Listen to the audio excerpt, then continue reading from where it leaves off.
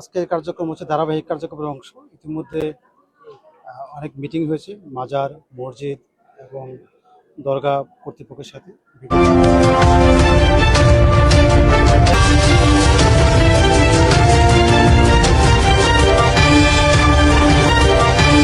বিগত 16 তারিখে জেলা প্রশাসক কার্যালয়ে সবার সাথে মিটিং হয়েছিল। তো এখানে সিদ্ধান্ত হয়েছিল যে দরগার হিসাব নিকাশ স্বচ্ছ হবে, সেই জন্য সবার ঐক্যমতের ভিত্তিতে এখানে নতুন করে সিন্দুক যেটা সেটা বসানো হয়েছে, দান বাক্স বসানো হয়েছে।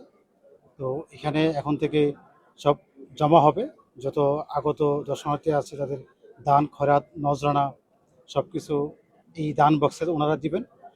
এবং সবার উপস্থিতিতে মাজার কর্তৃপক্ষ এবং আপনারা যারা সাংবাদিকরা আছেন, জেলা প্রশাসন এবং একটা কমিটি করা হয়েছে, ইতিমধ্যে আপনারা হয়তো জেনেছেন। যেই কমিটি দান বক্স খোলার জন্য নিয়োজিত, জেলা প্রশাসক স্যার স্বাক্ষরে যে কমিটিটা হয়েছে সেটা আপনারা জানেন। এই কমিটির মধ্যে সবার উপস্থিতিতে নির্ধারিত সময়ে সেটা খোলা হবে এবং মাজারের অ্যাকাউন্টে টাকা জমা হবে। অর্থাৎ মাজারের 1 টাকাও অন্য কোথাও যাবে না, এটা মাজারের অ্যাকাউন্টে থাকবে, মাজারের জন্যই ব্যয় করা হবে।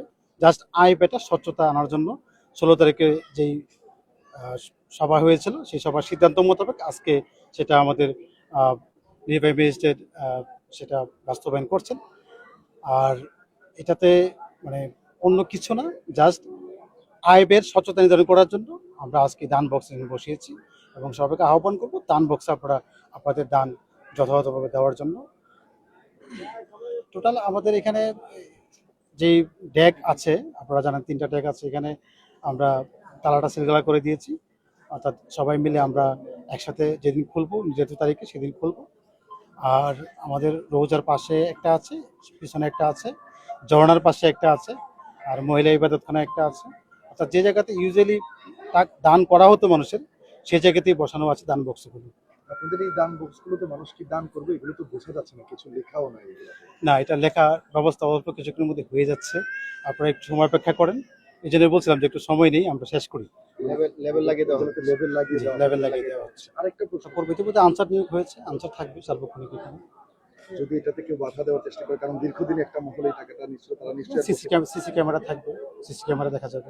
যদি কেউ বাধা দেওয়ার চেষ্টা করে তাদের বিরুদ্ধে আইনানুগ ব্যবস্থা নিতে বা এটা দেখা যাক, এটা আগে থেকে বলতে পারছি না। আমার তো মনে হয়েছে যে 16 তারিখে সবাই কথা দিয়েছে, মাজার কর্তৃপক্ষ, মসজিদ কর্তৃপক্ষ এবং মাদ্রাসা কর্তৃপক্ষ সবাই কথার প্রেক্ষিতে সবার ঐক্যমতের ভিত্তিতেই তো এটা করা হচ্ছে। তো বিচ্ছিন্নভাবে এককভাবে কেউ করছে না, এই টাকা তো অন্য কোথাও যাচ্ছে না, মাজারে ফান্ডেই যাচ্ছে।